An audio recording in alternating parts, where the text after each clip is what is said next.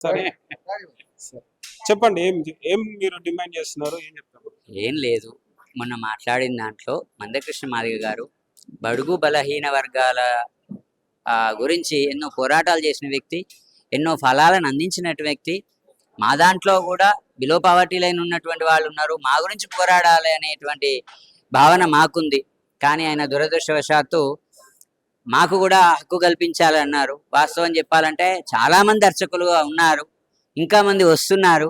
బ్రాహ్మణ్యం ఇంకా చాలా తగ్గింది. వారికి ఆ విషయం తెలుసునో వారి నోటీసులో ఉన్నదో లేదో తెలియదు. కాకపోతే ఇప్పటికీ అన్య కులాలు అర్చనా విధులు నిర్వహిస్తున్నారు, ఇక ముందు కూడా నిర్వహించబోతారు.